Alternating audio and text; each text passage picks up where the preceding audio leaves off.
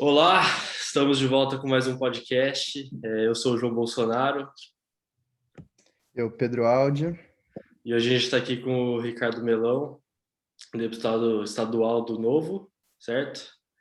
Certo. E é isso, vamos ter uma conversa de uma horinha mais ou menos. E é isso. Bom, vamos começar. Eu já matar uma curiosidade de começo já. Queria saber como é que você entrou na política, como foi isso. A gente deu uma pesquisada, a gente viu que seu pai era político também, certo? E eu acho que é bom já matar essa curiosidade de começo. Claro, vamos lá. Bom, como você mencionou, meu pai já foi político, meu pai era jornalista de profissão e ele era muito atuante, escrevia todas as sextas-feiras, ele tinha uma coluna de opinião no Estadão, na página 2. Ele também era comentarista de um programa no final da década de 80, começo de 90, da Record, que chamava Record em Notícias, comentava as notícias do dia. E ele já tinha um perfil liberal, e na época, né, pelo sucesso jornalístico, tudo, ele tinha tido também uma experiência como secretário de administração na Prefeitura de São Paulo. Ele foi convidado pelo Partido Liberal, aqui em São Paulo, que era comandado pelo Guilherme Afif, no final da década de 80, para sair candidato a prefeito. Né? Via nele um jovem que tinha conhecimento da máquina da prefeitura e tinha o perfil liberal do partido. E aí foi assim que ele iniciou na carreira política dele, chegou a ser deputado federal por 2 mandatos, depois foi deputado estadual também, chegou a exercer algumas outras secretarias, e inclusive foi ministro. Mas aí depois ele acabou não seguindo mais a carreira, continuou escrevendo no Estadão, e depois de um tempo ele acabou, enfim, até porque ele era diabético tipo 1, a saúde dele foi ficando bem debilitada, ele acabou mais afastado, infelizmente faleceu no ano passado, né? Quase um ano já, né? Então começou com ele esse gosto por política. Eu tenho 2 irmãos, um mais velho e uma mais nova, e eu era mais próximo do meu pai nessas questões, gostava de perguntar tudo, gostava de entender tudo o que estava acontecendo no país, tal.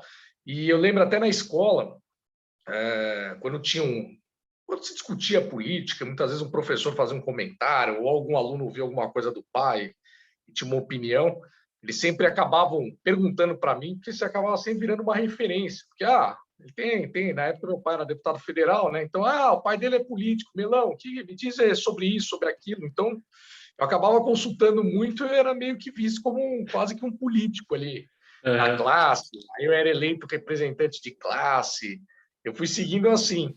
E eu lembro que uma das primeiras discussões ali que eu entrei, eu lembro que tinha vindo um colega lá, acho que o pai dele deve ter dado alguma opinião, tal, que ele falou, você viu que querem privatizar a Vale do Rio Doce? Isso era na época das privatizações, governo Fernando Henrique. Ele falou, querem privatizar a Vale do Rio Doce, é um absurdo, o nosso patrimônio está sendo vendido, tal. Eu vi aquilo, tal, fui lá para o meu pai, falei, pai, que ia ser votado, inclusive, né, no Congresso. Falei, e aí, você é a favor de privatizar a Vale e tal? Eu nem sabia direito o que era isso. Aí, na época, eu lembro que ele falou, não, tem que privatizar mesmo, a empresa só dá prejuízo, o governo tem que gastar dinheiro com empresa, só se vender a Vale vai gerar mais empregos e garanto que o que ela vai render de impostos, nunca o lucro da Vale poderia render do jeito que ela é gerida nessa questão, fora que é espaço para ficar empregando lá, cabide de emprego, explicou lá do jeito dele para mim, aí eu falei, poxa, aí eu comecei a ficar, privatização é uma coisa boa. Aí eu começava a olhar, né? Lembra, a gente pegou aquela época Telesp, aí privatizava. Eu lembro que tinha que entrar na fila para conseguir comprar um celular logo com o senhor da Telesp, linha telefônica. Eu fui nesse tempo, aí vocês não pegaram esse tempo. Você declarava linha telefônica. Oi, desculpa.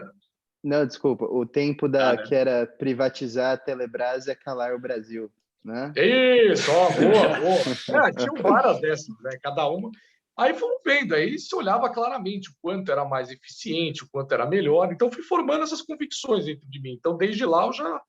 E até porque eu lia muito, né? Depois eu comecei a ler os próprios artigos do meu pai, no Estadão, e como ele tinha esse posicionamento, eu discutia muito com ele, né? Então, eu ia lá conversar com ele me explicava conceitos.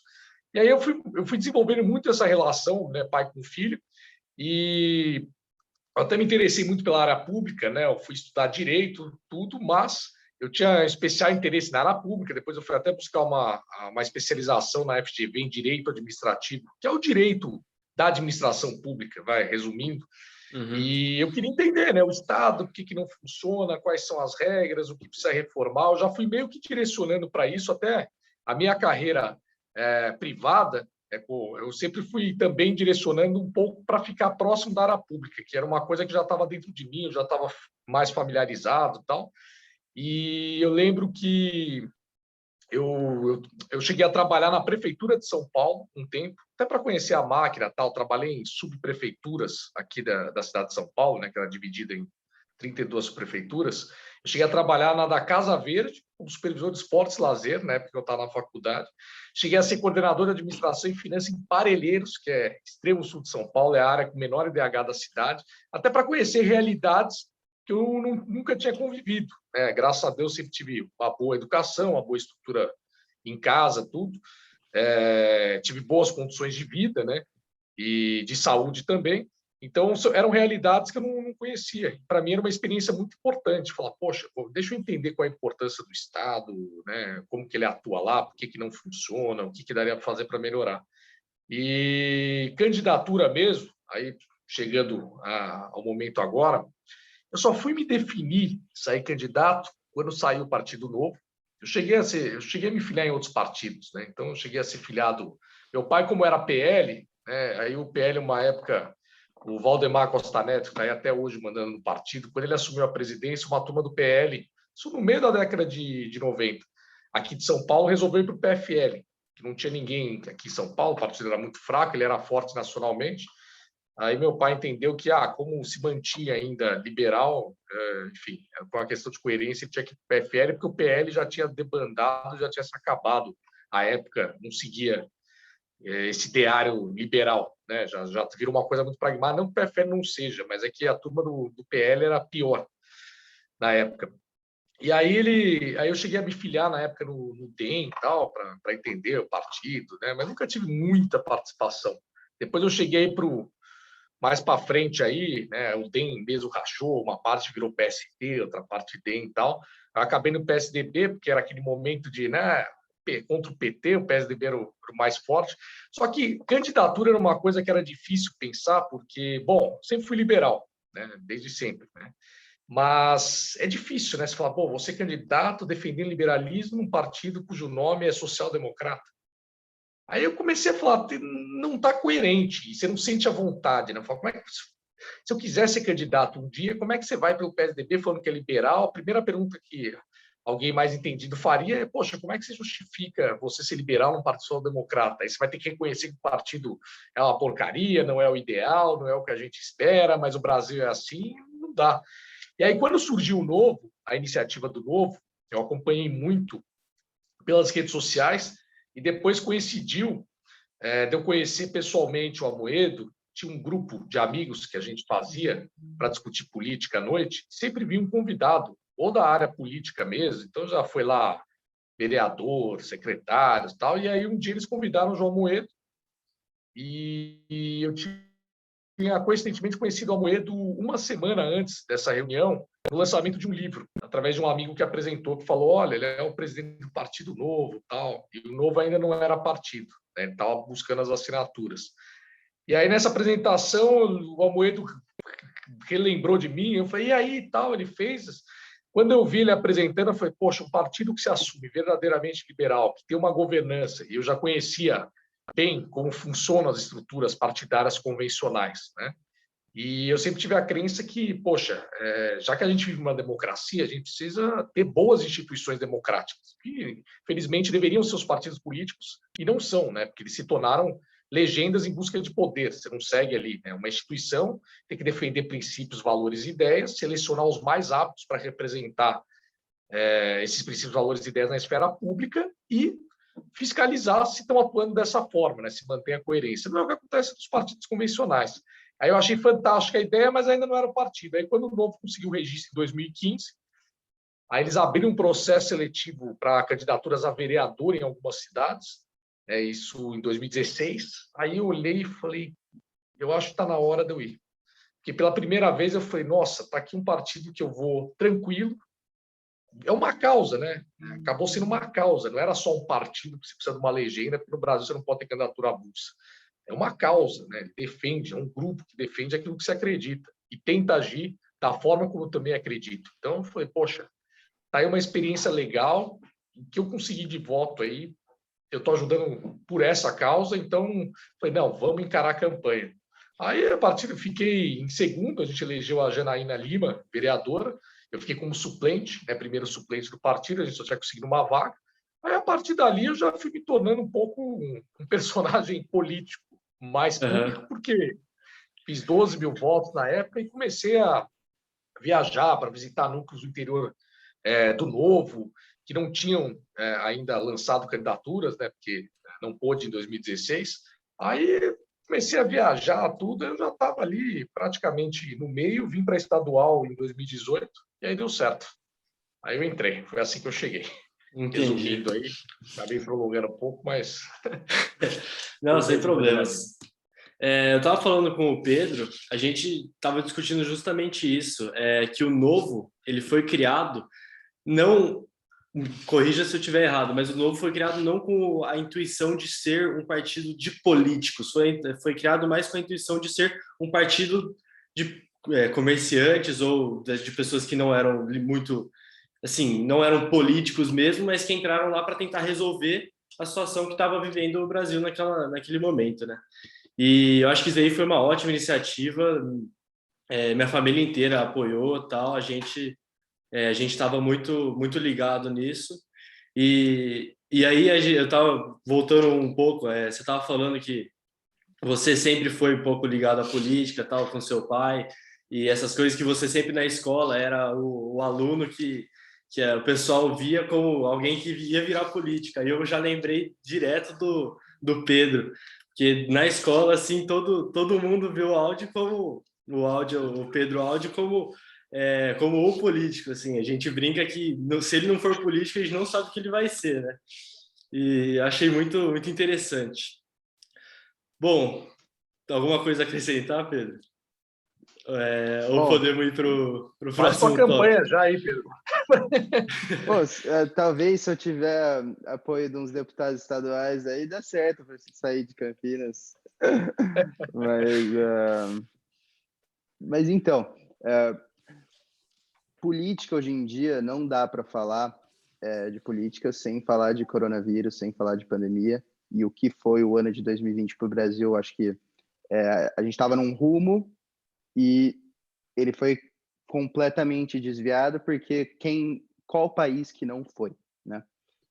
Eu queria saber o seu raciocínio, Ricardo, e talvez dos outros também quiserem adicionar, sobre brevemente sobre como os seus pensamentos sobre como foi conduzida a pandemia até agora, o combate, e o próximo passo, porque a gente fala muito de vacinação, a gente debate muito sobre tal do tratamento precoce, mas parece que está faltando medida concreta. Como que foi até agora e qual que é o próximo? Boa. Bom, vou tentar fazer um panorama na pandemia, né? Primeiro que foi algo que não tinha país do mundo nenhum que estava preparado para esse tipo de situação, e o Brasil, obviamente, muito menos, né? Nós já somos bagunçados para lidar com uma situação como essa, que nem os países de primeiro mundo conseguiam lidar. Obviamente, aqui seria também bagunçado. Havia um desconhecimento muito grande do que era, né, as próprias consequências, né, da doença. O que nós tínhamos ainda era uma certa vantagem, porque a gente poderia ver como ela estava ocorrendo em outros países do mundo, já que aconteceram antes em outros, né? A gente podia aprender um pouco com a experiência deles, tal, que também acabou sendo um pouco de tentativa e erro, né? Então já é um cenário muito complicado. E é uma daquelas catástrofes, digamos assim, que acontece uma vez a cada 100 anos, né? Uma pandemia dessa. Aliás, historicamente, acaba tendo mais ou menos esse período. E são momentos muito importantes que nós precisamos ter estadistas comandando, né, os nossos órgãos públicos nesse momento, porque sempre vai haver diversas opiniões, a gente vai lidar com uma sociedade que vai estar assustada, né? As pessoas têm medo do desconhecido, a gente não sabe quais são as consequências, então, obviamente, você tem aqueles que agravam muito e você tem aqueles que tentam diminuir ao máximo possível. Isso não é nada. E num país como o Brasil, aí, com mais de 200 milhões de pessoas, né, e todas as condições que nós temos, é muito complicado. É muito complicado. Então, a primeira reflexão que eu faço era um momento que nós precisávamos de grandes estadistas. Né? Você precisava de um Churchill aqui, de Ronald Reagan, alguém assim. Infelizmente, não é isso que estava acontecendo no Brasil. Já são raros encontrar estadistas na história do Brasil, né? São poucos. Imagina para uma situação como essa. Eu acho que a gente não teve esse estadista, pelo menos nas esferas onde eu me encontro, eu não vi ninguém sendo um verdadeiro estadista nesse momento, né? Infelizmente. Você tem questões aí que são federais, tem questões que são estaduais.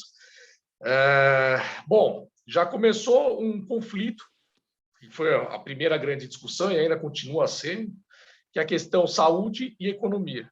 Né? Então, a solução, enfim, quando você não sabe, não se tinha um conhecimento de como lidar com esse problema, a solução mais elementar e óbvia do que até então se tinha de conhecimento fecha tudo, que obviamente você afastando aí aglomerações e, enfim, os encontros entre as pessoas, você ia proliferar menos o vírus. Só que é muito difícil, né? Porque ele nunca some completamente. Você fazer isso num país como o Brasil é muito complicado. Ainda mais quando você tinha várias pessoas jogando contra. Né? Então, e tinha a questão econômica, porque você quebra. Né? Imagina que a gente tem aqui uma economia conduzida, você tem aí a grande maioria das pessoas empregadas são em pequenas e micro, pequenas e médias empresas, e muitas vezes uma microempresa, uma pequena empresa, ela tem caixa para, até eu vi isso, acho que é uma estatística do Sebrae, se eu não me engano, ela tem caixa para 12 dias a mais para suportar. Então imagina a situação, né? Você fecha, todos são pegos de surpresa, e aí a pessoa tenta segurar ali 12 dias, male, quebra, arrebenta, é um transtorno, é difícil, é uma situação difícil. E você tinha a questão do sistema de saúde, né, que ele tinha um limite ali para atendimento. Então, se você simplesmente falasse, olha, não dá para fechar, libera tudo, você libera, né, obviamente, ia proliferar, várias pessoas iam ser atingidas e você ia causar um colapso no sistema de saúde, como a gente está vendo aí, já viu acontecer em Manaus e agora aqui mais próximo está acontecendo também, que simplesmente não tem leitos, né? Não existe a preparação para você poder adquirir tudo, todos os insumos necessários, todos os equipamentos, sendo que o mundo inteiro, né, uma demanda que o mundo inteiro estava buscando, né? Então é muito complicado, né? Não é que aconteceu um problema pontual aqui, é o mundo inteiro. Né? Então existe um tempo, né, para a humanidade se adequar ao novo ambiente, se adaptar e tentar trazer as melhores soluções. No caso, a vacina foi desenvolvida até em tempo recorde, né, diante do que a gente vê no convencional. E aí, desculpa, eu acabo fazendo um panorama maior, porque é um assunto muito amplo e complexo. Né? E aí, na minha opinião, né, aqui no Brasil, você não tinha muito jeito, né, porque se você simplesmente fechasse durante todo o período, talvez, né, pelas dificuldades, né, para quem vive numa casa ali com espaço, é simples, né? A pessoa vai lá, se tranca, trabalha ali por home office, tudo, claro, não é uma situação agradável você não poder encontrar as pessoas, mas dá para você viver.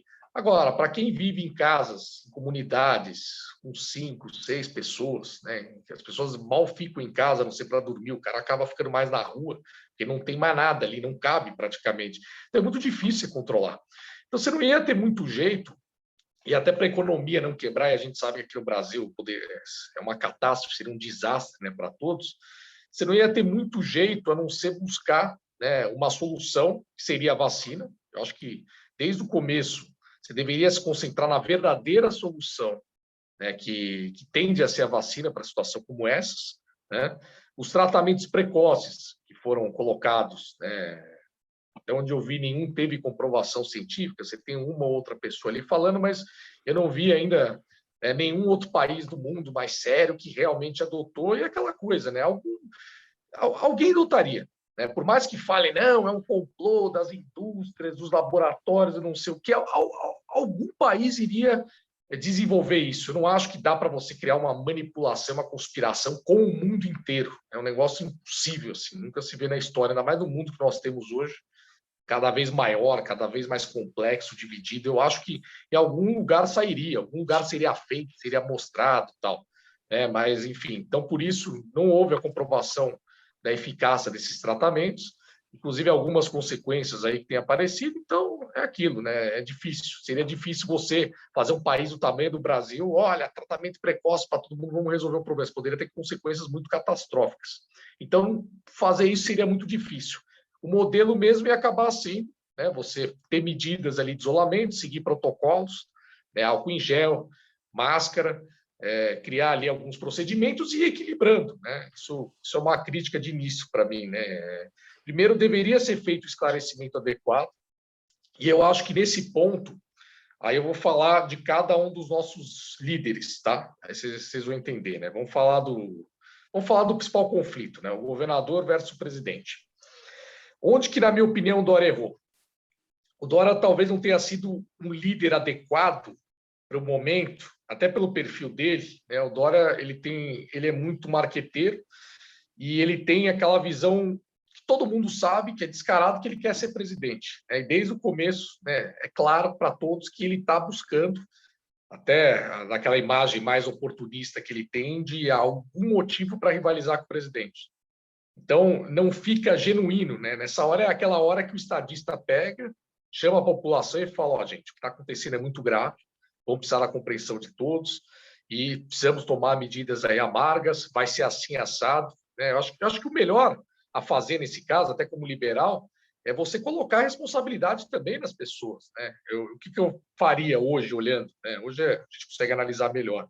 Tem que chegar e falar, olha, gente, é o seguinte, o sistema de saúde é assim, né? Se chegar num determinado nível aqui, não vai ter UTI para nada, não é só para Covid, né? Você não vai poder atender, não posso deixar o sistema entrar em colapso, existe a questão econômica, eu compreendo, né? Nós vamos buscar a solução enquanto não desenvolve uma vacina, vamos atrás de todos os remédios aí possíveis, temos aí o Instituto Butantan, que possui excelência nessa área, já está em contato ali fora para saber o que já existe, e nesse momento existe um placar muito claro aqui, né? Lotação do número de leitos, tem protocolos que vão ter que ser seguidos e a gente vai equilibrando conforme o placar. Ó, vocês vão se atualizando conforme chegar aqui, né?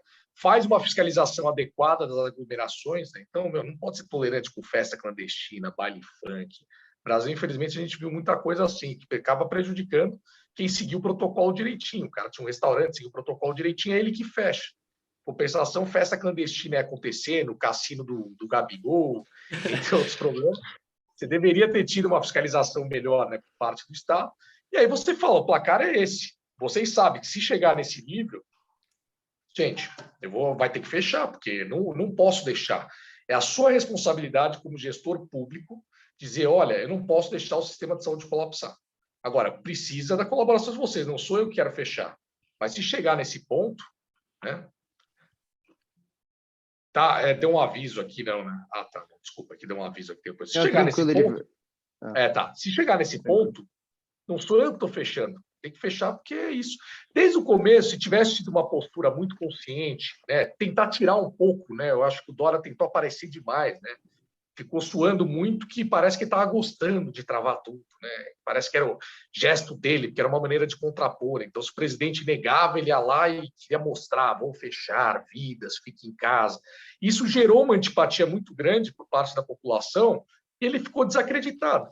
Eu acho que um líder, nesse momento, ele não basta só tomar as medidas, ele tem que convencer a população. A gente vive numa democracia, faz parte do papel de líder saber falar com as pessoas, coloca os especialistas para falar, né? Coloca todos ali, mostra que você está reunindo, mostra tudo, não tenta você tomar o palco à frente e querer mostrar, nossa, como eu sou preocupado com isso, como eu me preocupo, né? Isso acirrou os conflitos e nós tivemos aí, com isso, um presidente que adotou o lado oposto, né? Ele provavelmente deve ter visto e falado, vamos fechar tudo. Ele estava muito fincado ali no crescimento econômico, ele queria... todo presidente sabe que precisa da economia indo bem, né, para ele poder se reeleger. Acho que na hora ele viu esse conflito, viu como ele agiu mal de início, ele quis relativizar, eu acho que ele se baseou muito no Trump lá, o Trump está relativizando, vou fazer igual. Acho que ele vê o cara está fazendo lá e limita aqui. Aí, só que, aí ele começou começou a relativizar tal, e eu acho que a hora que o Dória acirrou isso, ele resolveu fazer totalmente o lado oposto, que foi péssimo, porque aí você criou uma politização de um problema que não existe ideologia, é uma guerra, gente. Não existe ideologia não pode na ser guerra. um problema que não especificamente pode. não pode ser politizado. Né? Não pode. E aí você vê, vou te dar uns exemplos péssimos, né? Eu lembro que eu estava reparando, né? Eles começaram a conflitar em público. Eu já acho péssimo, né? Guerra, você tem que unir o país. Essa hora, eu acho que em qualquer outra situação, um governador e um presidente seriam parados, sentados e falado, olha, precisamos sobreviver a isso, é o seguinte, ó, eu vou fazer isso, você faz aquilo e beleza, a gente comunica junto, né? Vamos agir conjuntamente.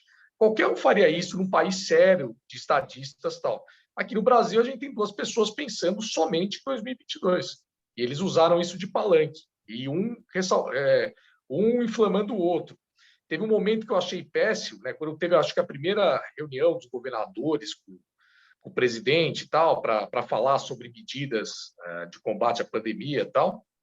E aí lembra que o Dória filmou lá e foi o momento do Dória falar, poxa, o cara está filmando a reunião e falando, olha, presidente, o senhor deveria agir assim, assado. Aí você fala, poxa, o cara sentou numa reunião para resolver o problema ou ele se preocupou em, vou fazer um videozinho para aparecer nas redes sociais que eu estou mostrando ao presidente, olha que absurdo que você está fazendo. E aí o Bolsonaro respondeu, aí virou Fla-Flu, torcida, e para mim esse Fla-Flu foi péssimo em diversos sentidos, né? Aí só criou resistência.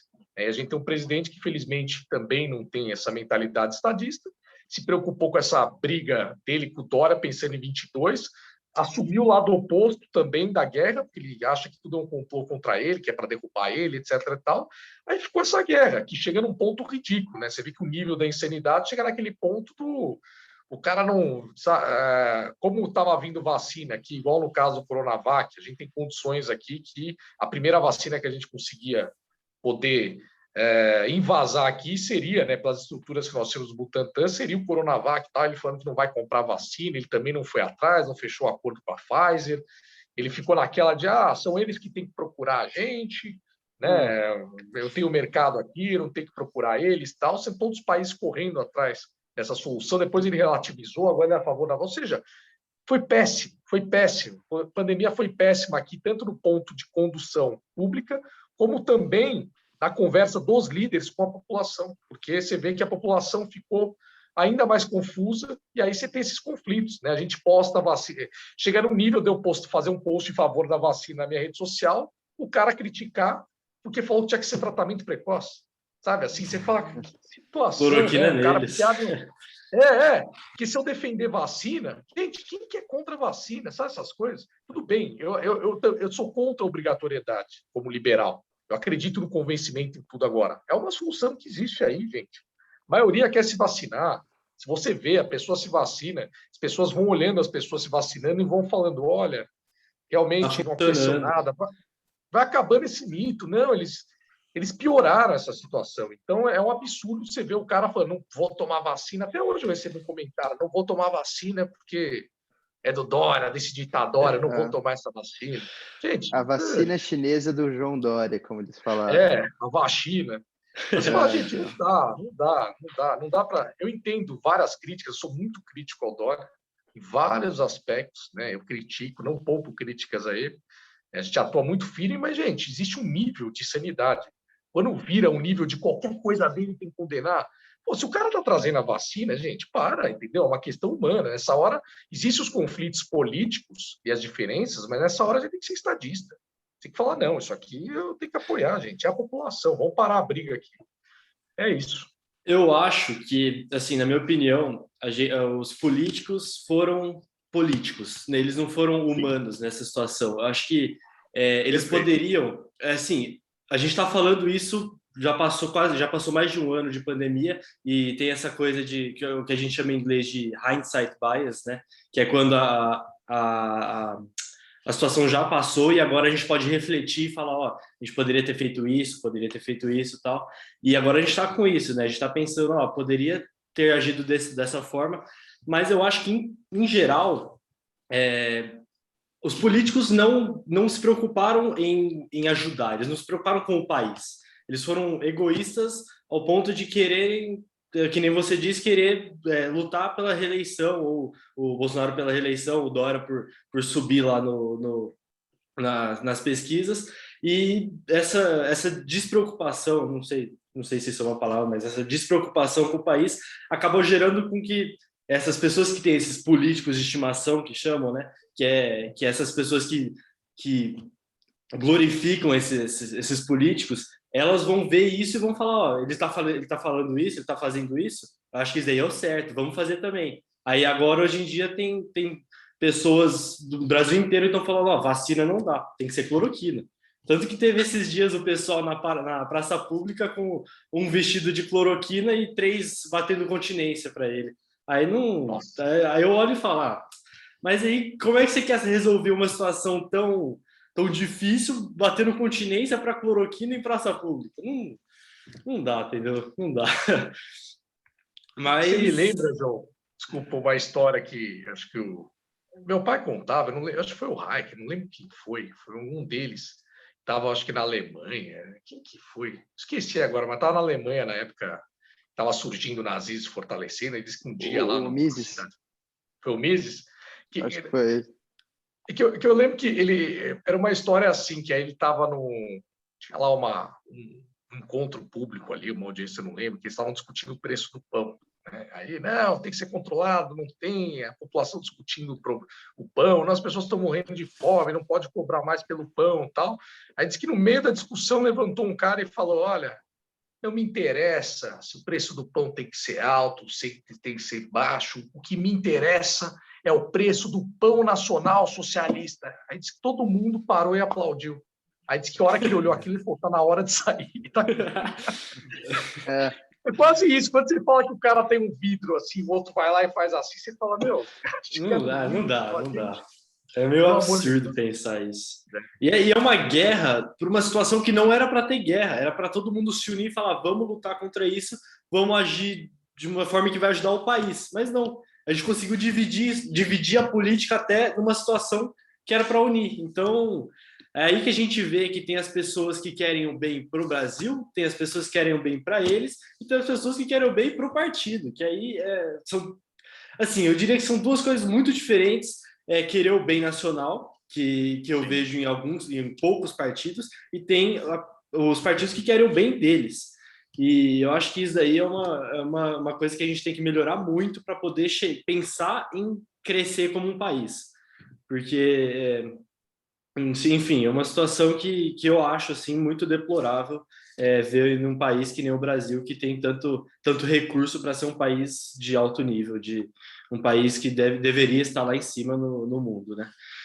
Mas você mencionou que a pandemia teve um impacto muito grande na economia e eu gostaria mais de entrar nesse assunto, que é a situação monetária do Brasil atualmente, né? Que a gente viu que caiu muito o real em relação a todas as moedas. Eu estava lendo esses dias que o real foi tirando os países, acho que Venezuela e Zimbábue, eu não lembro muito bem, mas real foi a moeda que mais desvalorizou no mundo inteiro. Mais valorizou. E isso aí, eu acho que é muito bom falar sobre isso também para ter uma ideia de como a gente pode resolver mais para frente, né? Desculpa. Não, Pedro quer falar alguma coisa? Desculpa, não sei. Não, eu acho o tema da política monetária brasileira interessante. Eu acho que o Banco Central tem as desestabilidades causadas pelo governo federal no próprio Banco Central tem muito a ver. Políticas específicas do Banco Central tem muito a ver. É a zona do Estado infiltrado nos nossos mecanismos econômicos que acaba a gente vendo essa distorção, porque ninguém está subindo. Não é o dólar que está valorizando, é a gente que está desvalorizando. E por isso que esse que é o mais absurdo. O dólar também está num rumo terrível, só que a gente consegue ser pior que todo mundo. Então, quais que são... você tem algumas ideias sobre política monetária no Brasil? O que foi feito de errado, especificamente? Olha, existe uma questão aí que tem um efeito político, né? Então, você teve alguns momentos também, né? Então, quais foram os momentos aí que a gente viu? Os dois principais momentos de disparo do dólar, né, em relação ao real. Primeiro foi com a saída do Sérgio Moro do Ministério, aí foi um fato político. Foi quando ele, né, teve aquele episódio lá, tal, da interferência da Polícia Federal, tal, seria uma questão política também. E o segundo pior foi o de agora, né, com a interferência do Bolsonaro na Petrobras, né, com a demissão do Castelo Branco lá. Então, existe um fator político de desconfiança. Esse é um momento complicado para o mundo, nós precisamos de investimentos externos, e aquela coisa, muitas agências que investem no país lá fora, nem todo mundo tem um conhecimento tão amplo do que é o país, tão detalhado, etc. E tal. Então, o cara vê algum sinal de fumaça, de confusão, tá lá a senhorinha lá na Suíça, sei lá, aplicando o título do Brasil, enfim, qualquer outra coisa aqui no Brasil, tira o dinheiro. Tira o dinheiro. Você tem até alguns fundos que ele tem lá uma nota de classificação. É o famoso, ó, saiu daqui, já tira automaticamente. Uhum.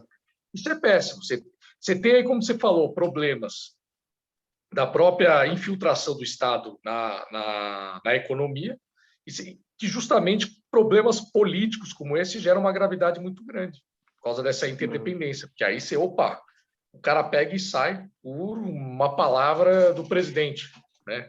Você vê como a coisa fica, né? Se você tem instituições fortes aqui que garantam, talvez uma palavra de um presidente não teria tanto peso, né? Porque a pessoa fala, relaxa, é o cara falando, as instituições controlam, seguram, tal.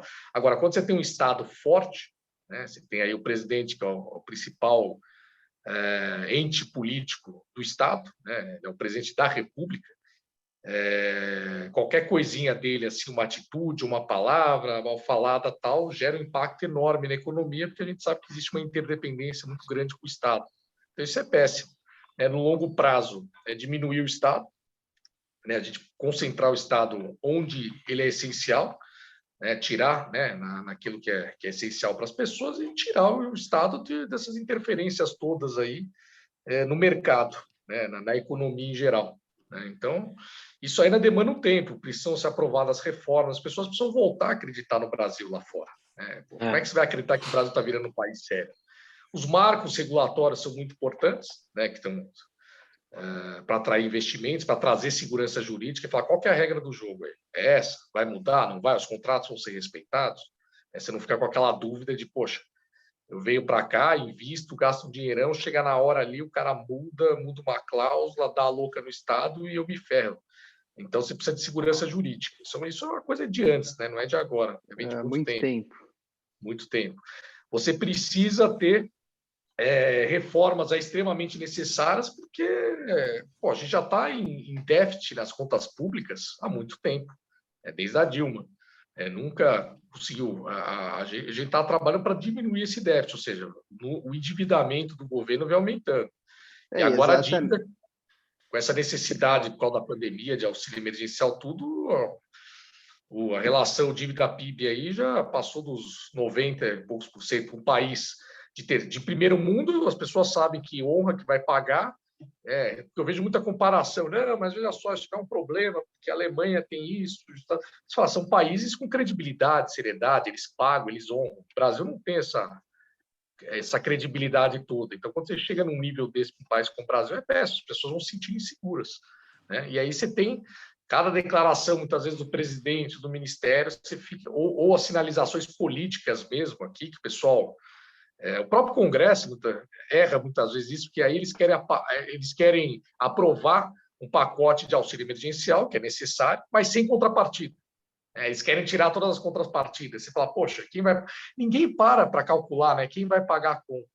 Joga para as futuras gerações aí, e eles não entendem os efeitos. Né? Eu vejo muito, infelizmente, nossos políticos, uma visão muito reta. Superficial, né? Eles não entendem. Eu te dou vários exemplos depois, né, até para não alongar muito a conversa, se vocês têm mais perguntas, mas você vê visão míope mesmo, ele enxerga o primeiro passo só, ele não enxerga os efeitos posteriores. Então, ele quer resolver ali. Ele não sabe que, poxa, se você adotar esse caminho, parece bonito para resolver, mas vai gerar um prejuízo enorme lá na frente, vai ser muito pior para todos. Eles não conseguem fazer esse caminho. O famoso resolver um problema aqui e criar 3 ali, né? Exatamente. O mito do governo grátis que sempre existiu no Brasil.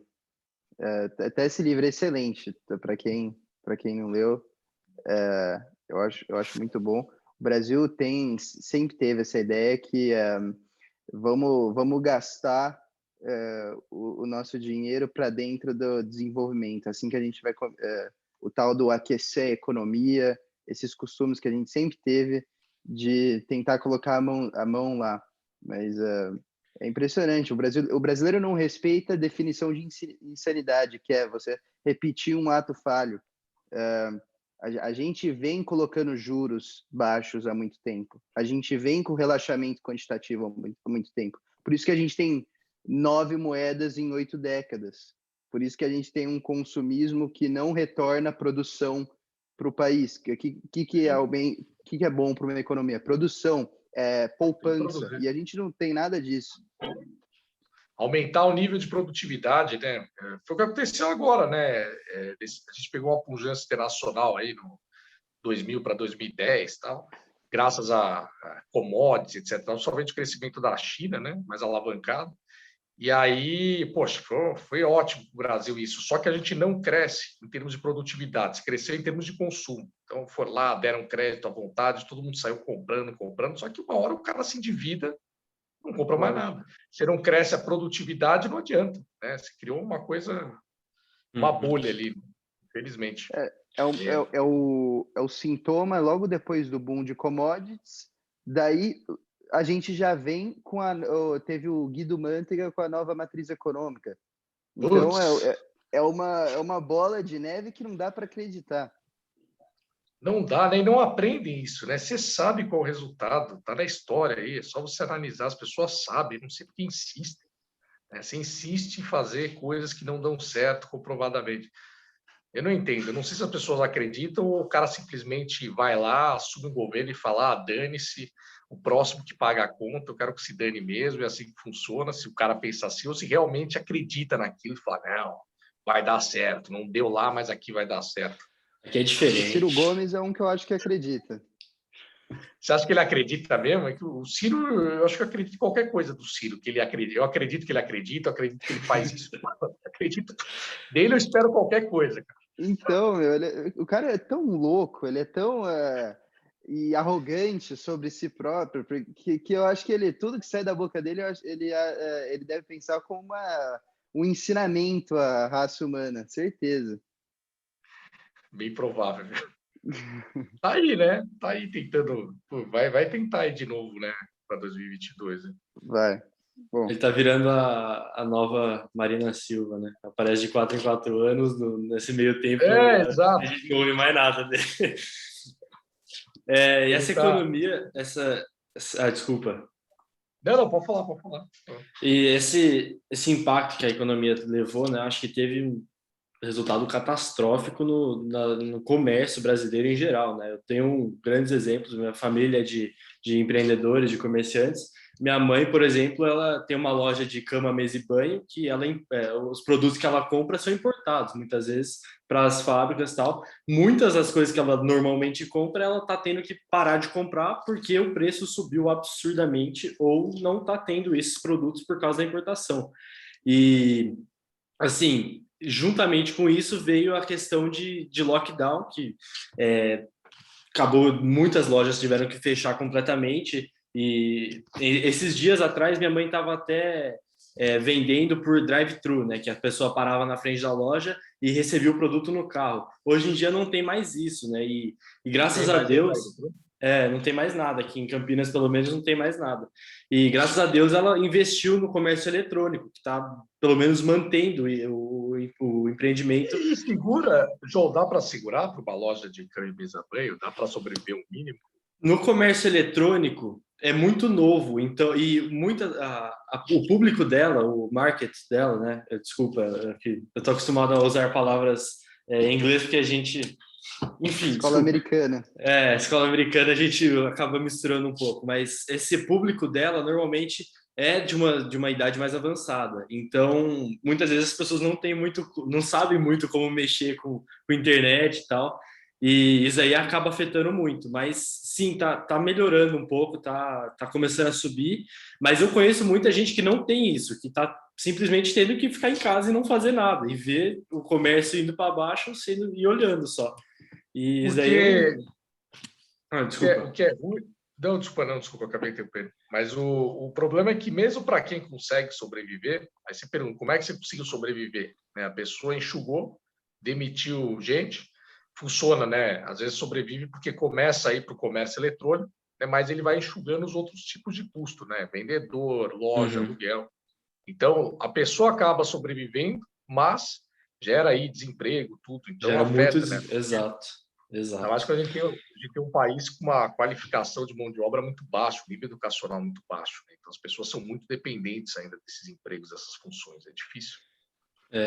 Os Estados Exatamente. Unidos, você pega os Estados Unidos, chegou a 14% ano passado, que são números da Grande Depressão. Então, é surreal, né?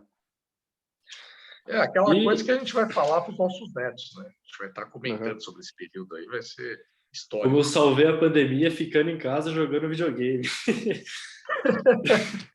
Essas histórias de heróis, né? Heróis da pandemia.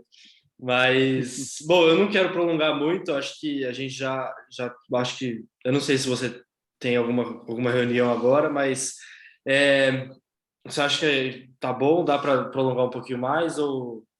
Quanto tempo mais, João, você quer? Não, de falar mais sobre um ou dois assuntos, ou um só, eu acho que tá ótimo. Bom, Tá? não, Não, pode depende, colocar mais um. Pode colocar mais um. Acho que aqui não vai.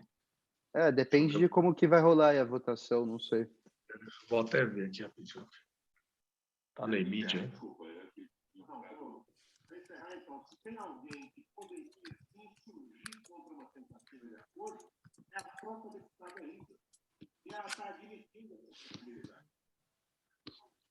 Bom, vamos lá. Deixa mais um assunto daqui. Eu vou andar da carruagem aqui. Tá. Tá bom.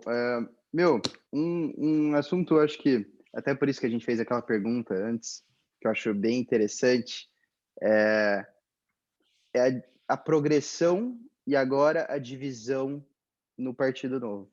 Porque acho que quem está olhando de fora, fica muito claro que tem tensão ali, que você tem integrantes de MBL, por exemplo, você tem o próprio João Moedo, que está friscando ali com membros do partido, principalmente da bancada federal. Eu olho muito mais para os nossos representantes aqui de São Paulo. Você, Sim. o Rene, mas você tem exemplos do Alexis, por exemplo, detonando o Amoedo no Twitter, o Amoedo criticando, chamando a bancada do... Não, esse não foi o Amoedo, mas tem as críticas de liberais falando que a bancada do Novo é bolsominion. Como que é estar dentro? Ser um deputado estadual e como que você está vendo essa divisão? O que está acontecendo no partido? Bom, pergunta importante aí. Sinceramente, eu acho que no Novo, os nossos problemas ainda são muito menores do que o que se passa em outros partidos. Então, como o João mesmo colocou, né, ele é formado por pessoas que 99% nunca tinham participado de política antes de nenhum outro partido. Para mim que participou, eu vou dar a minha visão. Eu já sou um pouco diferente do perfil convencional do Novo, porque eu tive um pai que já foi político e eu convivi com essa realidade. Eu acho que, primeiro, conflitos desse tipo não deveriam ser tão públicos assim. É feio essa troca, essa briga aquela briga de família em público, sabe? Que não convém, não é legal. Muita gente que não está nem ligado nesse assunto, que também nem é da maior importância, olha e vê que está tendo uma confusão. Você destrói toda a imagem da instituição, sendo que em toda casa, toda família, toda empresa, todo lugar tem as suas discussões e discordâncias. Você não tem um lugar onde todos pensam exatamente da mesma forma, igual, e não há uma discordância. Em partidos convencionais, as discussões, os problemas são muito maiores. Você pega aí o PSDB, né? O pessoal está brigando para se vai expulsar ou não. Até um tempo atrás, agora parece que parou essa briga, mas até um tempo atrás, se expulsar ou não, o sujeito foi candidato a presidente, que foi pego numa gravação lá, pedindo claramente propina. Olha o nível da discussão ali, as brigas são desse nível. Ali, no Novo, a gente acabou discutindo essa questão de a postura em relação ao governo Bolsonaro, né? Então, ficou-se essa imagem, que eu acho que foi muito amplificada por causa da discussão, que eu acho péssimo, de existe uma ala bolsonarista dentro do Novo, como se tivesse gente gritando mito, mito, batendo continência para, como você falou aí, para cloroquina na rua. Não existe isso. Você tem diferentes posturas, né? Tem pessoas que querem um perfil mais agressivo, mais aguerrido, de dizer, olha, é guerra mesmo, não concordamos, temos que bater, temos que ser agressivos e etc. Eu acho que nesse momento cabe essa diferenciação, para essa diferenciação ficar clara para as pessoas, nós temos que ter um perfil mais aguerrido, claramente de oposição, e é o que muitos estavam achando que não estava acontecendo com alguns deputados da bancada federal, né? E você tem um outro lado que diz que não, o Novo ele tem que se manter firme num papel institucional, a gente assumiu uma postura de independente, vamos criticar sim o governo, mas a gente não quer ficar fazendo oposição semelhante ao que acontece na política convencionalmente, de somos oposição, a gente tem que xingar tudo, tem que criticar tudo, tal. Não, queremos manter a independência, até porque o governo aí, né, não é... Quando existiu o PT era muito mais fácil, né, porque era ruim nas práticas, na ideologia, em tudo. O governo Bolsonaro, né, você tinha até então liberais, você tinha até então uma expectativa de reformas, e muita gente achava que, olha, não dá para ser 100% inimigo, sendo que a grande maioria dos projetos que vão ser votados no Congresso, você acaba sendo favorável, né, porque as insanidades muitas vezes não estão nos projetos de lei, elas estão nas atitudes, nos gestos, nas palavras do presidente, algumas condutas, elas não necessariamente viraram projeto de lei e foram para a esfera legislativa ali para ser debatido e discutido. Então, tinha muita gente que achava que, olha, não dá para ir nesse oposição a ponto de ficar ali como se fosse um PT, um sol batendo, porque não é o perfil, até porque tem coisas, nós somos favoráveis a algumas reformas, tal, então preferiam manter uma posição mais independente, né? E aí, todo conflito se deu em virtude disso. Não foi nem dizer, eu acho que exageram quando fala que tem bolsonarista, não vejo ninguém lá como bolsonarista, mas você tem pessoas que são muito mais críticas, tem pessoas que acabam sendo menos críticas, que acabam não falando muito, tal. E aí houve esse conflito de diversas alas que brigaram por isso. Eu acho que isso, sinceramente, comparado com os outros partidos, é muito pouco. É muito pouco. Então, acho triste uma discussão pública, né, de ambos os lados. Acho que isso gera essa imagem, né? Muita gente acredita no Novo e nem está acompanhando tanto isso e vê o Novo como um partido diferente. Você começa a ver, eu acho curioso, né? A pessoa vira e fala, o Novo se acabou, o Novo virou o velho. Eu falo, gente, tá bom, vai votar em quem? Fala aí um outro partido que você acha bom. Aí ninguém sabe. Aí você fala, mas por que isso está acontecendo? Porque a gente resolveu brigar publicamente, resolveu expor, colocar. Não ficou aquela coisa de vamos discutir entre nós, eu entendo, é saudável, vamos fazer a discussão aqui, vamos assumir o posicionamento. Pra vocês terem uma ideia, até o PT, né, que a gente condena veementemente, mas até um deputado petista aqui da Assembleia, né, da Lespe aqui em São Paulo, ele falou uma vez para a gente, ele falou, cara, você acha que eu não discordava da Dilma? Ele falou, xingava a Dilma, mas era dentro. Falou, caía de pau na Dilma, ela vai acabar com a gente e tal, não sei o que mais. Eles falavam, a gente se fechava, tomava a decisão e chegava para fora, tinha uma postura de partido ali e as pessoas seguiam, né? E você vê, um partido horroroso como esse, eles têm esse comportamento. Então, eu acho que se a gente quiser crescer tudo, a gente vai ter que amadurecer nesse sentido dessas discussões. Exato. Como elas devem ser conduzir, né? Faz parte de ser um partido novo. Sim. Novo no sentido de jovem, né? Eu vejo, né? Eu não sei se eu sou muito otimista, mas eu tento olhar pelo lado bom. Eu falo, olha, legal, poxa, olha que bom, né? Queira a Deus para muitos que as discussões dos partidos sejam relacionadas a essa, não é nem... Imagina o PSDB que foi rachado, né? Uma parte foi lá votar no Lira, vários partidos do DEM mesmo, encaixou, uma parte foi para o Alê, outra parte para o Lira. Sabe, no nosso caso, você nunca viu a bancada federal rachar numa votação, né? Com um caso ou outro, de um ou outro, você teve poucos episódios, mas geralmente todos seguem uma linha. Olha os outros partidos. Então, é uma discussão no grau, entendeu? No tom de, ai, tem que ser mais, eu acho que não. Gente, é chorar um pouco de Eu acho barriga que, cheia. eu acho que essas brigas, essas discussões, desculpa, essas discussões sempre vão ter. E eu acho que a parte do partido Sempre. É só juntar ser é, humano. faz parte de ser faz parte de ser de concordar, discordar, certo? Para você Sim. concordar com alguém, você também tem que discordar com outra pessoa, porque ninguém é igual. Mas eu acho que a única coisa que você, como você disse, a única coisa que o Novo errou nesse aspecto foi jogar para o público ver essa discussão e ver essa discordância, porque muitas vezes a gente que vê de fora a gente não fica sabendo dessas discussões, ou se fica sabendo, vê a parte superficial, né? Vê, tal pessoa discutiu com o quê? Discutiu com outra pessoa. Sobre o que é? Sobre isso. Mas qual que foi os assuntos? Ninguém sabe. Tá ali só discutiu. E isso daí... Você vê que tá tendo briga, né? Te dá a impressão de bagunça. Tipo, aí ali tá Exato. bagunçado. Tá bagunçado. Mas, e essa levar para o público, eu acho que foi a parte que não devia ter acontecido. Mas aí é o que a gente estava falando, né? É errando que se aprende. Mais para frente. Eu acho, desculpa, só para complementar, eu acho que você leva ao público discussões sérias. Você fala, poxa, vamos supor, o cara é corrupto, você está vendo, talvez você vê que não está resolvendo lá dentro, o cara pode ter uma posição pública, estou saindo, porque, olha, estou vendo um caso claro aqui de corrupção, etc, tal, e não estão passando pano.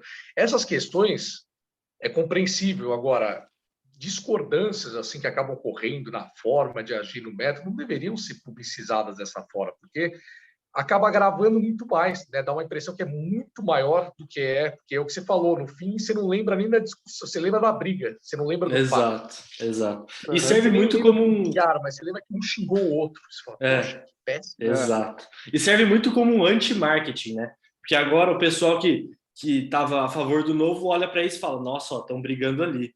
Vai ver ali, não tá tendo essa discussão, vai ver agora não é a hora certa de votar no Novo. Aí agora, e para crescer de novo tem que amadurecer, né? Então, acho que é uma coisa muito que é bom ter acontecido para aprender e levar para frente e não repetir. Mas acho que é isso. É o preço do crescimento, é o custo Exato. do crescimento. É natural. A gente tem que amadurecer, aprender a lidar com essas questões, né? E chegar a um consenso. A gente é um partido político, né? Eu acho que também tem essa questão, né? Enfim, existe um mundo corporativo onde as coisas funcionam de uma forma muitas vezes mais organizada, mas muitas vezes a empresa tem lá, né, comandos hierárquicos muito claros, né? Política, você vive numa democracia, então tudo é feito à base de conversa, convencimento, debates, é da democracia. E um partido político funciona assim, né? Você tem ali filiados, você tem diversas opiniões, tudo tem que ser conduzido por diálogo. É a política em si, não a má política. Essa é a política que existe e vai existir sempre, né? Que é do diálogo, do debate, da busca de convergência. Então, mas daí até que ponto, eu acho isso eu acho um ponto interessante sobre a própria natureza do partido, porque até que ponto que os políticos do Novo estão disponíveis a engajar na politicagem. O que é politicagem e o que é política séria para o Novo? Porque, eu vejo várias situações, por exemplo, o Amoedo.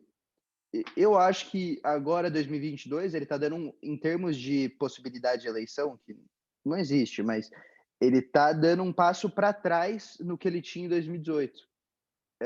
Até que ponto que ele tinha que, talvez, ter feito uma política, né, entre aspas, para pegar mais apoio e fazer crescer o partido, ou isso não vale a pena porque vai contra os valores da instituição? Qual que é a linha a ser traçada? Olha, tem uma linha, uma vez eu vi até numa palestra do Bernardinho, que é filiado ao Novo, que ele fala, olha, ideias, né, a gente topa discutir, debater e tal, princípios e valores são inegociáveis. Então, eu entendo que essa convergência, se dando no campo das ideias, né, de você falar, bom, a gente acha que o ideal é isso, né, em termos de ideias que eu quero implantar, mas entende que no momento é difícil, tal, vou ter que... Esse é um exercício que a gente faz no parlamento também, né? Muitas vezes o projeto de lei não é o ideal, mas você fala, olha, não vai passar se for assim, se não fere princípios e valores, muitas vezes você fala, bom, é o consenso, né? São os diversos segmentos da sociedade aqui representados e o melhor que pôde agora. A reforma da Previdência, por exemplo, não é ideal que o novo gostaria, né? As que foram aprovadas, né? Que eu digo, não foi a perfeita tal, mas era o que dava para sair, precisava urgentemente sair. Então, acho que nessas questões vale a busca de apoios, o debate, a discussão. Agora, quando fere princípios e valores, aí é muito complicado, né? Aí é difícil você ter uma aliança, porque sob o risco de ser incoerente diante do público. O público tem uma expectativa em relação à nossa conduta.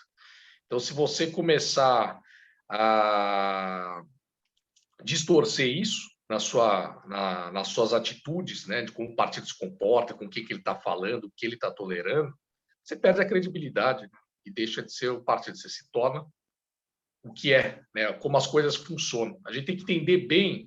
Uma divisão que eu acho importante, Pedro, e que eu vejo muito, que hoje a gente vem tendo esse debate gente, o que é política, o que é velha política, né, politicagem.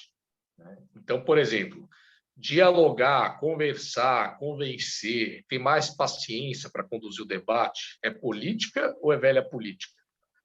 Tudo bem que, mas é ineficiente, porque numa empresa funcionaria tudo mais rápido. Existe uma cadeia de comando, o chefe manda, todo mundo entende que o chefe sabe para onde está indo, todo mundo segue. Gente, não tem como conduzir um partido político se alguém tentar dessa forma. Você vai ter debate, são milhões de interesses. Você não tem um dono único lá que é isso e acabou. Nosso mais responsa. Você tem pessoas, você tem filiados, as pessoas mantêm o partido, as pessoas doam. Você vai ter que ter essa paciência a mais para convencer, para dialogar. Porque às vezes eu te falo, né, até o óbvio, muitas vezes, é difícil. Porque você fala, gente, isso é só fazer isso. Você fala, pô, é só fazer isso, simples, vamos fazer. Aí você vai ver a resistência. É natural que uma pessoa que tem tanta convicção que aquele é o caminho certo, se irritar quando vê que não é possível, que não estão fazendo isso. É tão nítido e claro. E às vezes a pessoa perde a paciência, quer forçar. E na política não adianta, gente. Não vai. O poder é dividido. Não, Então você tem que ir lá, conversar. Por mais óbvio que seja, a vocação política exige paciência. Isso é fazer política. Isso é fazer política. Conversar com os outros partidos. Não pode sentar com fulano e ciclano. Né? No começo do Novo acontecia muito isso. Né? Você conversa lá saiu uma foto, você conversando com outro deputado, o cara vinha lá, esse cara é o filho da mãe, não sei o quê, que vocês estão falando com esse cara? Chegou lá e falou, cara, a gente está aqui para isso, né? Conversar. Né? Você quer resolver a situação do Brasil como se você não vai trabalhar com seus elegeram, companheiros. Exato. Infelizmente, elegeram. Eles foram eleitos, entendeu? Existe. Você pode estar... É a sociedade atual representada, com seus vícios e com as suas virtudes. Você pode ter um eleitorado que está num outro nível de esclarecimento político, mas você tem diversas pessoas vivendo em realidade do Brasil diferente, que é aquele tipo de campanha de política, de político que eles elegem. E você tem que conversar, até para chegar num consenso, para explicar. Então você vai sentar, vai conversar, eu converso com todos os deputados, né? A gente senta, conversa, é aquela coisa, não ferindo princípios e valores, você vai discutir um projeto, você vai dar a sua visão, você vai tentar entender a dele, qual que é a visão dele, etc. Isso é fazer política. Então, eu acho que buscar alguns apoios vai ser natural para o Novo se ele quiser crescer mais para frente. Mas aí é sempre analisar essa linha. Você fala, peraí, princípios e valores aqui, opa, peraí, né? Só que é princípio sagrado, a gente não vai romper. Lógico. E eu acho interessante você falou, porque a política brasileira ela é lotada de odoricos paraguaçus. Não sei se você conhece do Sim, Bem Amado. Sim, bem amado, bem amado. Eu adoro. E ela é lotada desses tipos de caras, aquelas campanhas estereótipas que a gente vê na televisão de vereador com nome engraçado e o cara vota, vou votar nesse cara aí que ele é uma figura. E é lotada disso, só que além de ter que fazer essa articulação, porque o poder do indivíduo sempre vai estar lá, eu acho que a máquina burocrática vai acabar impedindo muito mais. como que é a administração da política brasileira. Acho que isso é algo muito maior, né? Sim. Sem dúvida, né? Você tem toda uma estrutura burocrática colocada que ela fica lá independente da política e do governo, né? E aí você tem, né? Por isso que a gente fala tanto em reforma administrativa, né? Você tem hoje na administração pública um sistema de incentivos que é ruim. Às vezes vejo muita gente julgando lá o servidor público e tal. Quando você para analisar mesmo, você fala, gente, se você tivesse aqui com essas regras, etc. e tal, é da natureza humana, os ambientes onde você está, você buscar dentro das regras existentes, né, jogar da melhor forma que vai te beneficiar, dentro das regras existentes, não descumprindo nenhuma regra, não cometendo ilegalidade. Se você cria um sistema de incentivos errado, cara, as pessoas vão acabar seguindo. Eu acho que um dos males, talvez, quando se pensou administração pública, é acreditar que só iria trabalhar lá gente dotado de anjos que caíram do céu, dotados de solidariedade. Não é uma ONG, né? É uma administração pública. Então, muitas vezes existe, né? A pessoa tem família, tem seus sonhos, seus interesses. Se você cria um sistema de incentivos errado, o cara ele vai jogando na própria regra do jogo que foi mal elaborada, ele joga ali para conseguir o máximo que ele puder. É como um cara que está atuando no mercado financeiro, quer ter o maior número de rentabilidade, como o comerciante quer ter a maior rentabilidade possível, aí é questão de se discutir o sistema de incentivos. Né? Você fala, bom, está assim, né? Por que está assim? O que tem que mudar? Né? Então, acho que falta essa discussão. E aí, como não é feita, né, a reforma administrativa, para mim, uma das mais importantes, não só pela economia que ela geraria para a máquina pública, como para mudar esse sistema de incentivos. Né? Há muito corporativismo. Então, você vê ali, por exemplo, políticas que seriam fantásticas, né, de bonificação, muitas vezes. Vamos falar do caso dos professores. Né? Você fala, poxa, muita gente fala, o Partido Novo é contra o servidor público. Eu falei, não. Nós não somos contra o servidor público.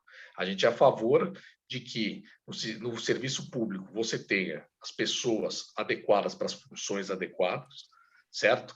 E que as pessoas sejam bem preparadas e aqueles que forem bons sejam devidamente reconhecidos e recompensados e aqueles que forem ruins sejam afastados. Apenas isso. Apenas isso. Você é um bom servidor, então você não tem que temer. Você não tem que temer. Exato. Se você é bom, se você cumpre, cara, ao contrário, você devia gostar do que a gente propõe. Porque eu quero exatamente igual no setor privado. É exatamente isso que eu ia falar. De incentivos. Mas, Ricardo, o Júlio aqui está falando para tá precisando encerrar. Me mandou mensagem aqui. Muito obrigado por ter concordado em participar. Topado em participar. A gente agradece muito a todos vocês. Obrigado Pedro. João, desculpa, você ia falar aí, desculpa. Não, eu só agradecer mesmo por tirar um tempinho da sua semana, que eu tenho certeza que está muito corrida, principalmente nessa situação que a gente está. Tirar esse tempinho para participar aqui com a gente.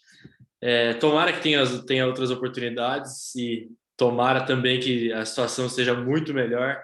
Quem sabe a gente não marca de talvez se deve fazer alguma coisa mais ao vivo, né? Porque seria com certeza uma oportunidade muito, muito interessante. Mas agradecer por ter participado e é isso. Muito obrigado. Olha, obrigado vocês, viu? Pedro, João. Pedro, conheci aquela vez lá que a gente falou sobre a reforma da Previdência. Eu e o Ahmed, que participamos do meu chefe de gabinete, ficamos muito bem impressionados à época. E, João, agora prazer em conhecê-lo. É um prazer. Olha, parabéns, viu? Quantos anos vocês estão? 18. 18 anos, cara. Imagina eu 18 anos, assim, eu falo, as gerações melhoram muito, né? Porque vocês começam muito antes que a gente. Então, imagina só, eu com 18 anos, né? Eu acho que eu não teria até condições de estar numa conversa com um deputado, né? E falando pelos assuntos e com o grau de conhecimento que vocês têm sobre eles também. Então, olha, parabéns como cidadão para vocês dois. E é isso. Precisamos de gente boa na política. Que bom aí vocês se interessam. O Pedro aí já é reconhecido como político. Isso é bom. Isso é boa política, Pedro, porque é reconhecimento de vocação. Né? Existe uma vocação que a política exige uma certa vocação. Você tem que ter ideias. Não dá para você fazer politicagem. Você usar essa vocação para se beneficiar a si próprio, etc. Agora, se você, Pedro, tem essa vocação para defender aquilo que você acredita, sendo coerente, sendo correto, sendo ético, cara, isso é bom, entendeu? Você ser reconhecido como político é bom.